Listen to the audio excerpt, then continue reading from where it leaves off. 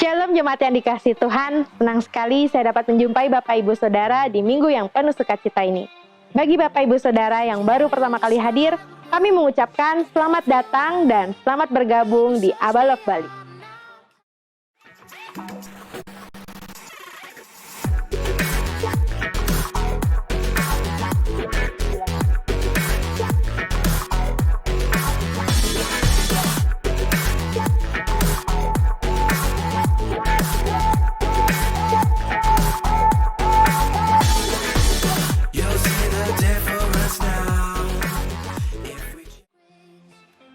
Ibadah Youth Breakers diadakan setiap hari Sabtu Open Gate pada pukul 5 sore bertempat di lantai 3 Gereja Abalok.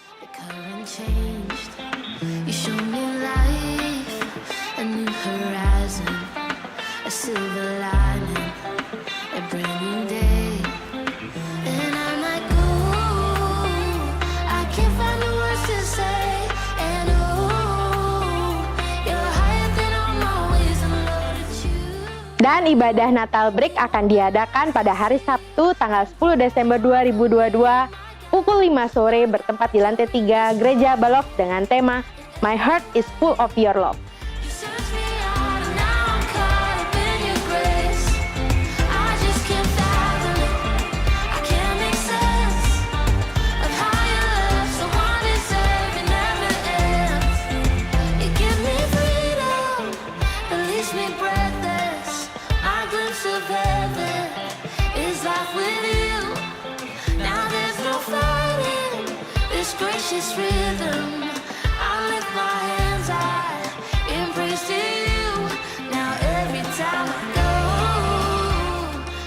Adik-adik Kega, ibadah Kega diadakan setiap hari Minggu pada pukul 9 pagi bertempat di lantai 2 Gereja Abalok.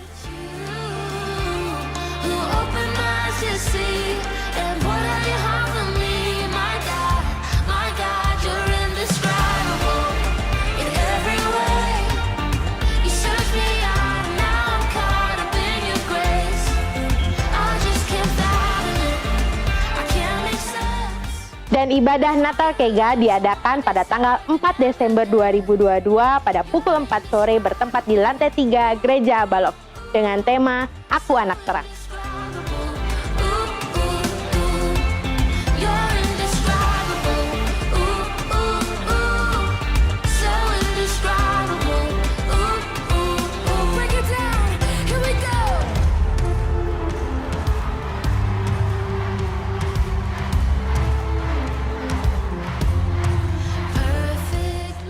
Tanpa terasa kita sudah melewati 11 bulan di tahun 2022.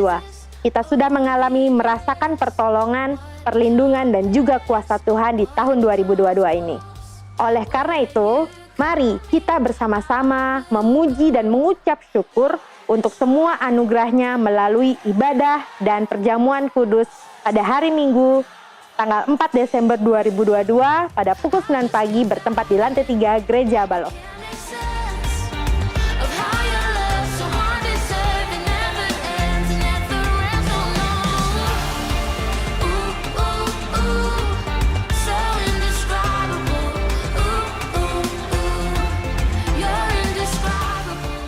Mazmur 145 ayat 18-21.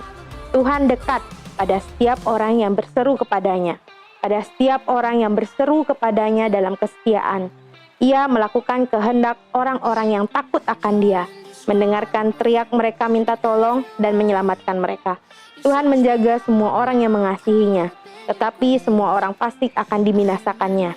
Mulutku mengucapkan puji-pujian kepada Tuhan, dan biarlah segala makhluk memuji namanya yang kudus untuk seterusnya dan selamanya. Demikianlah Aba News Update minggu ini. Kami mengucapkan selamat hari Minggu, Tuhan Yesus memberkati.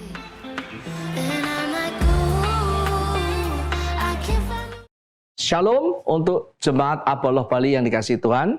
Salam permulaan baru, salam budaya baru, salam sehat selalu. Selalu saya katakan demikian untuk mengingatkan bahwa ada sesuatu yang terjadi di tengah-tengah kita, ada budaya kerajaan Allah yang selalu kita ingatkan untuk dibangun dalam kehidupan kita.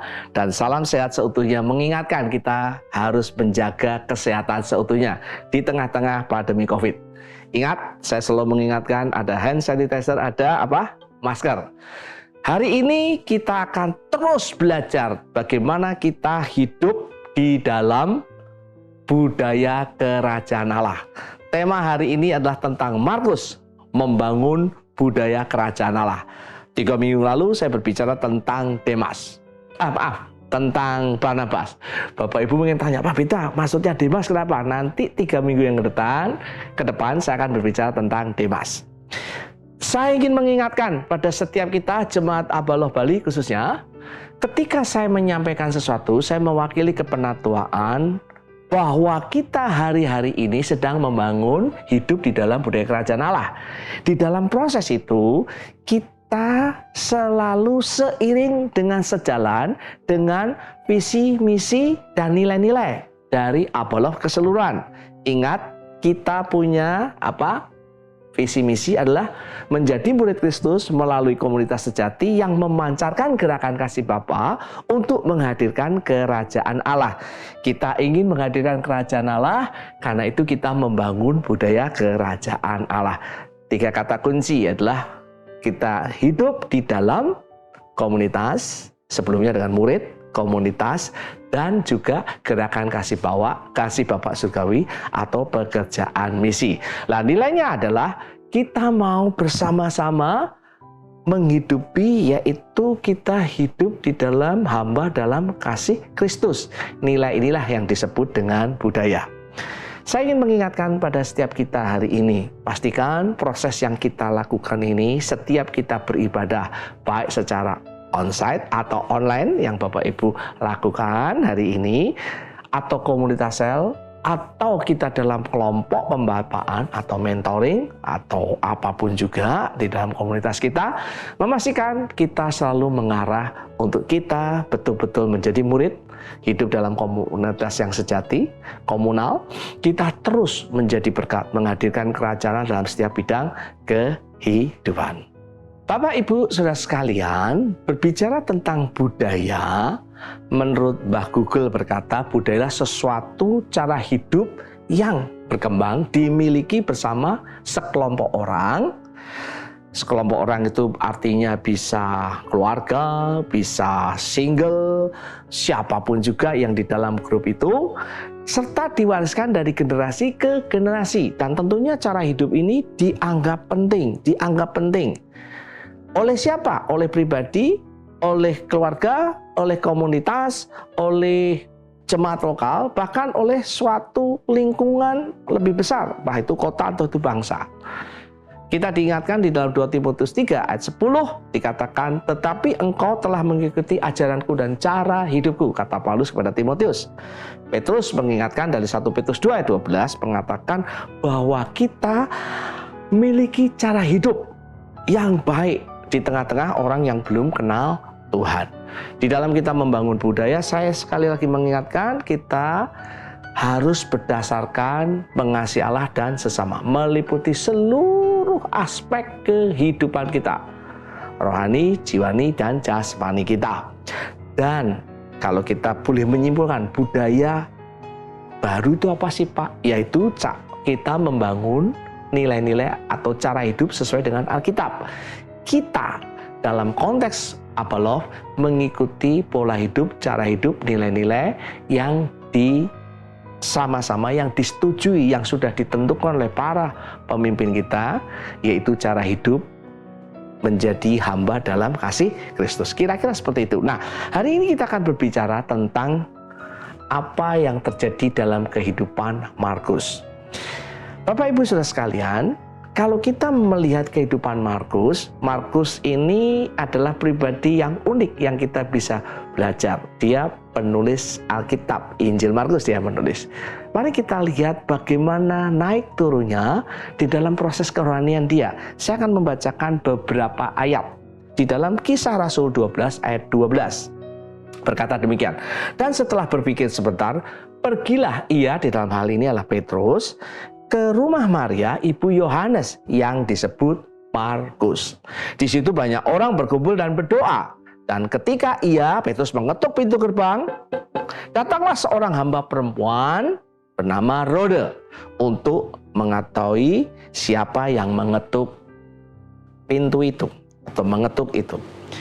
Di dalam Kisah Rasul 12 ayat 25 berkata demikian, Barnabas dan Saulus kembali dari Yerusalem.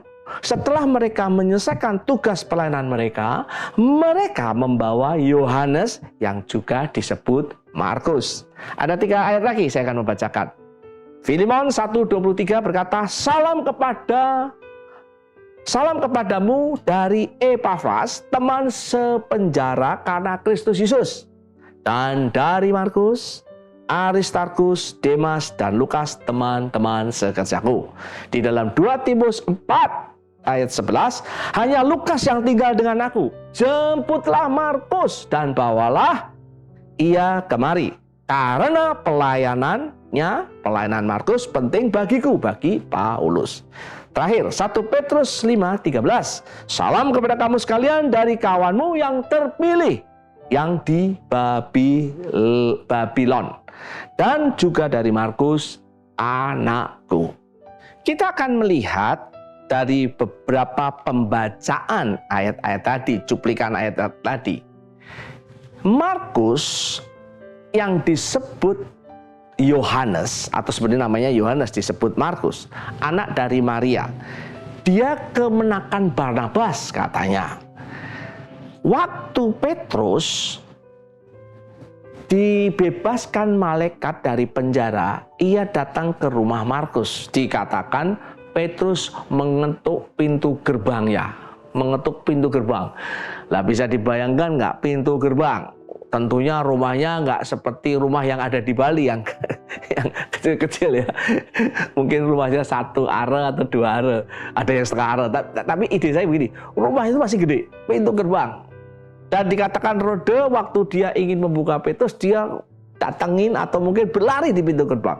Artinya rumahnya Markus itu memang gede. Kedua, di tempatnya Markus ini, tempat orang berdoa. Ya tentunya doanya saya nggak tahu berapa banyak, mungkin bisa 20-30 orang. Artinya Markus punya rumah besar. Artinya Markus itu dari keluarga yang mampu. Perlu diingat, nama Yohanes, nama aslinya Markus itu kemungkinan besar itu nama sebutan menjadi warga negara Romawi. Saya tidak tahu, tapi perlu dipikirkan. Saulus menjadi Paulus. Paulus itu mungkin nama Romawinya. Jadi kemungkinan besar Pak Markus ini adalah keluarga mampu. Bukti lain apa? Dia mengikuti Paulus dan Barnabas keliling untuk melakukan pekerjaan misi, walaupun kemudian dia meninggalkan. Jadi Markus ini dari keluarga yang mampu. Walaupun dalam kehidupan Markus itu penuh naik turunnya, tapi yang ingin saya ingatkan begini. Markus ini juga penulis Injil. Waktu dia menulis Injil, dia menyebut dirinya adalah anak muda yang mengikuti Yesus dan melarikan diri ketika akan ditangkap. Kemungkinan besar itulah dia sendiri. Artinya apa? Markus ini masih muda, menunjukkan dia ingin mengikuti Yesus, tetapi dalam prosesnya dia pribadi yang belum stabil dan masih mempunyai kelemahan atau keterbatasan. Ini proses Markus, supaya kita bisa melihat. Yang kita bisa lihat lagi, Markus ini bagaimana? Markus bukan sekedar penulis Injil yang bagaimana, tapi dia punya kehidupan. Di dalam kehidupan kita, ingin belajar kehidupan Markus mengaitkan dengan hidup dalam budaya kerajaan Allah, ada proses yang tidak mudah. Markus tadi dikatakan dia punya keterbatasan. Yang luar biasa lagi, Markus dikatakan meninggalkan siapa? Barnabas dan Saulus. Dikatakan kembali ke Yerusalem. Mereka Markus itu kayak nggak setia gitu loh. Dia dia meninggalkan si Paulus karena biasa hidup di Yerusalem, kota yang nyaman, anak orang mampu. Dia hidup di dalam comfort zone, zona nyaman.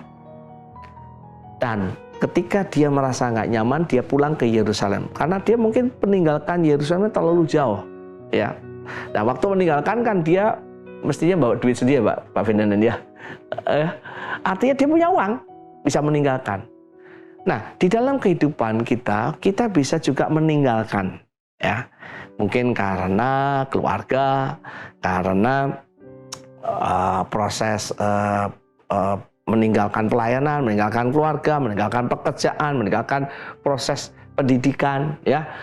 Karena mungkin ada sesuatu yang terjadi dalam kehidupan kita. Markus pernah mengalami. Dan bukan hanya itu saja, kalau saya melihat Markus ini menjadi sumber konflik. Bapak, Ibu, saudara sekalian pernah nggak jadi sumber konflik? Markus pernah loh. Menjadi sumber konflik perpecahan antara dua tokoh penting di dalam perjanjian baru. Dalam pelayanan misi lintas budaya, Paulus jengkel sama Markus karena meninggalkan pada waktu diajak.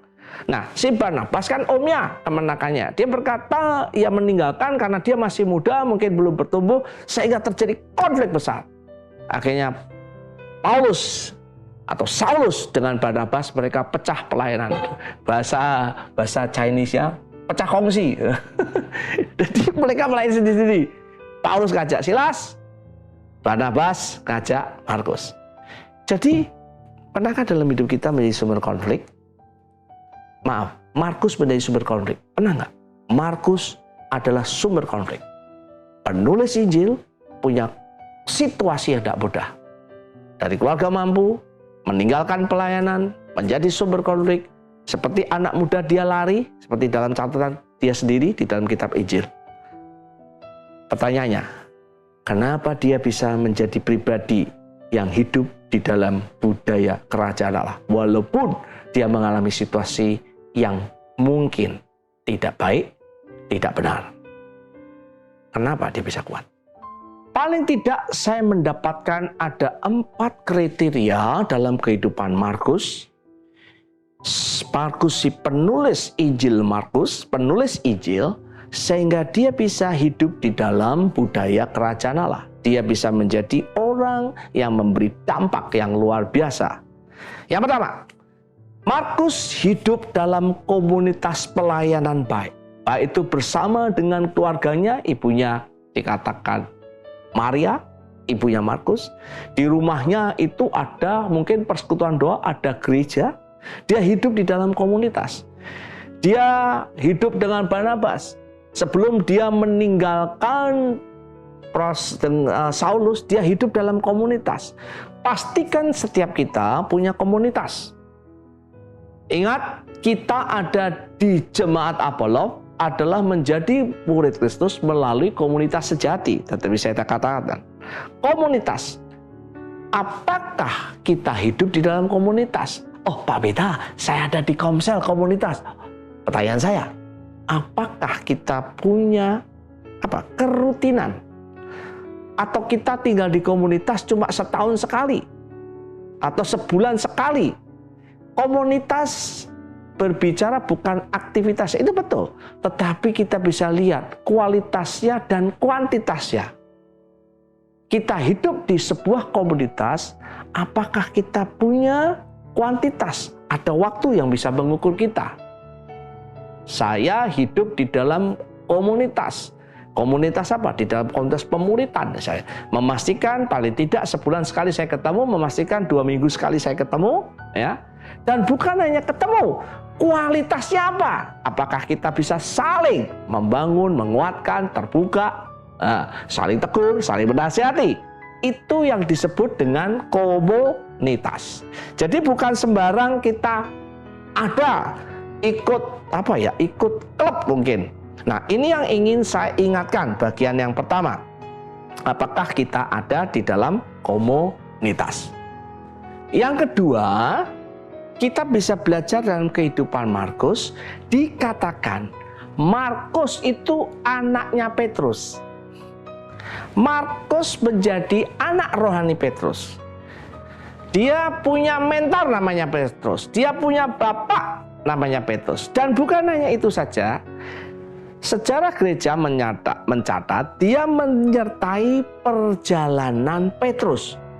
Dulu dia lari ketika bersama dengan Barnabas dan Paulus, dia pergi pekerjaan misi jauh ya. Dia lari, tapi ketika bersama Petrus, dia mengikuti Petrus sampai kemana? Sampai ke Roma. Nah, Injil Markus menurut sejarah itu adalah catatan-catatan khotbah Petrus yang ditulis oleh Markus. Makanya pekerjaan Markus dicatat sebagai penulis, writer, penulis Injil. Injilnya siapa? Injilnya Petrus, Injilnya bapaknya. Dalam hal ini kita bisa melihat ketika dia punya mentor, punya bapak, dia bertumbuh. Bertumbuh di dalam pelayanan, bagus, itu tujuannya. Tapi yang paling penting, Markus bertumbuh di dalam karakter. Dia mengikuti Petrus, dia bisa mencontoh kehidupan Petrus, bahkan ke Roma. Yerusalem, Roma, itu jauh. Markus mengikuti, dia bisa bertahan dengan Rasul Petrus. Nah, bapak-bapak, ibu-ibu tahu Petrus kan orangnya bukan lemah lembus kayak Barnabas. Barnabas disebut the son of consolation. Itu pamannya. Tapi bapaknya namanya Petrus. Yang bapak ibu sudah tahu modelnya model, gua mati mau. Dia berani telinganya itu imam penjaga bait Allah dipotong. Dan Markus mentornya kayak begitu. Bisa dibayangkan situasinya ya. Anak orang kaya dibentuk oleh Mr. Petrus. Yang menurut saya orangnya sedikit dalam kutip berangasan. Ya, ada yang berkata sifatnya kolerik, tegas.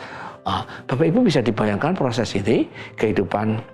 Artinya dia dibentuk oleh bapaknya, oleh mentornya. Yang ketiga, di dalam proses ini kita bisa melihat Markus kemudian dia bertumbuh. Dia menjadi murid yang dewasa secara seutuhnya. Ia mendapatkan kepercayaan kembali, saya katakan, dari Paulus. Ini penting. Dia dulu sumber konflik dari Barnabas dan Saulus atau Paulus. Ketika dia bertumbuh, bukan hanya punya mentor saja, bertumbuh dalam pelayanan, tapi bertumbuh dalam karakter dia. Bertumbuh dalam kedewasaan yang seutuhnya. Salam sehat seutuhnya. Rohaninya, intelektualnya, dia nulis, emosinya. Dan dalam proses ini dia mengadakan rekonsiliasi. Mengadakan pemulihan hubungan. Menambahkan perdamaian, reconcile ya, dengan Mr. Paulus. Dan Paulus berkata, undang Markus ke sini, undang dia, jemput dia, karena pelayanannya menolong aku. Saya percaya ketika seseorang bertumbuh dewasa, dia akan berdamai dengan orang-orang yang mungkin dulu overdid dia, menyerang dia. Paulus berkata, aku butuh Markus. Saya ingin mengingatkan di dalam kehidupan kita bukan hanya diukur dengan proses performance ministry kita, performance pelayanan kita, tapi kualitas kehidupan kita. Markus membuktikan proses itu. Yang terakhir, yang keempat, ketika saya coba menyelidiki kehidupan Markus, walaupun di Alkitab tidak ada, saya mencatat beberapa hal yang penting. Salah satunya yang saya sharekan bagian keempat. Markus terus meneruskan pelayanannya. Markus dia bertumbuh menjadi orang dewasa. Dan bukannya orang dewasa, dia akhirnya menjadi bapak. Ini penting. Dulu anak orang kaya melarikan diri, sumber konflik, dididik Petrus, berdamai dengan Paulus. Dia menjadi dewasa dan akhirnya dia menjadi bapak. Ini proses yang penting. Sejarah mencatat Markus merintis pelayanan di Alexandria. Alexandria itu adalah di Mesir. Dipercayai Markus adalah orang yang pertama kali menginjili orang Afrika. Bapaknya bangsa benua Afrika. Dan dia menjadi pemimpin di sana. Dia menurut sejarah gereja Koptik, dia dicatat sebagai bapak atau uskup Alexandria dan mati syahid di sana. Nah, ini luar biasa. Anak muda mau ikut Yesus, lari, ya. Terus ikut pelayanan misi, gagal ya, lari dari udah lari. Dikatakan di Injil Markus ada anak muda yang telanjang, kemungkinan dia menulis dirinya sendiri. Musuhan atau konflik dengan Mr. Paulus, kemudian dia dididik, Barnabas menolong dia, membangun dia, dan bukan hanya membangun dia, Petrus menguatkan dia, menjadikan dewasa, dan akhirnya dia menjadi bapak. Itu adalah ciri hidup di dalam budaya kerajaan Allah. Saya tidak tahu kehidupan kita seperti apa. Saya tidak tahu latar belakang setiap kita jemaat Apollo. Ada yang saya kenal secara pribadi, tapi ada juga banyak yang tidak kenal saya pribadi. Pertanyaan kita, apakah di dalam kehidupan kita rindu mau menjadi orang yang hidup dalam budaya kerajaan Allah? Markus menjadi salah satu teladan kita bagaimana bisa dia hidup. Pastikan kita ada di dalam komunitas, pastikan kita punya mentor, punya bapak. Kalau di dalam konteks Apollo punya peer, ya, bapak. Pastikan kita bertumbuh dewasa. Pastikan kita bertumbuh dewasa dalam kehidupan kita. Kita menyelesaikan kegagalan-kegagalan kita. Kita hadapi kegagalan kita. Kita hadapi kelemahan kita. Yang terakhir, kita menjadi bapak. Dan luar biasa loh, Markus mati syahid. Dia mati. Kalau kita kan mungkin mati syahid, mati apa Pak ya? Mati dengan kedagingan kita. Saya berharap ini menolong setiap kita. Kalau kita selesai dari nonton streaming atau kita nonton YouTube ini, pastikan kita ada beberapa hal yang kita bisa diskusikan di antara komunitas kita atau kelompok kita atau keluarga kita. Saya ingin mengajak kita berdoa sebelum kita berdiskusi. Tuhan Yesus, terima kasih untuk hari ini. Kami bersyukur Engkau mengingatkan pribadi Markus untuk menolong kami untuk hidup di dalam budaya kerajaan Allah.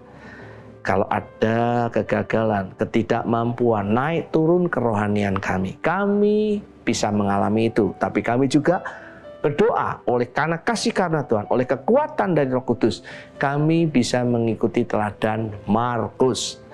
Berdoa setiap kelemahan, ketakutan kami, kegalauan kami, Tuhan, supaya kami betul-betul bisa bangkit seperti Markus.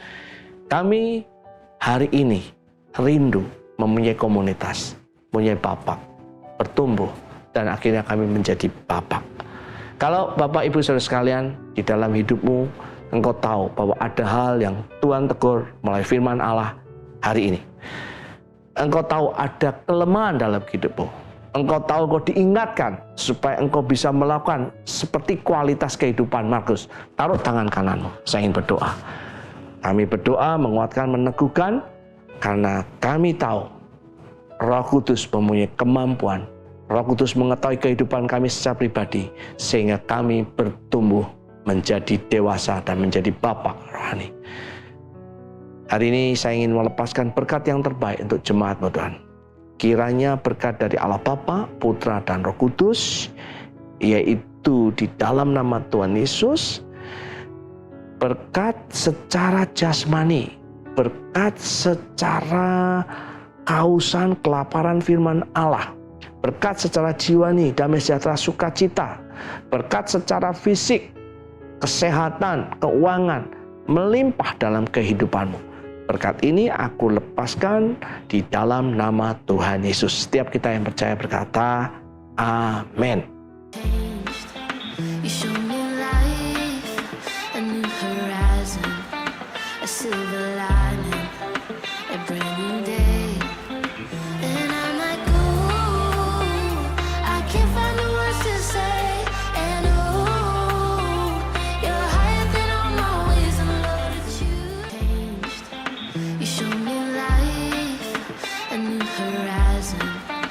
Silver light.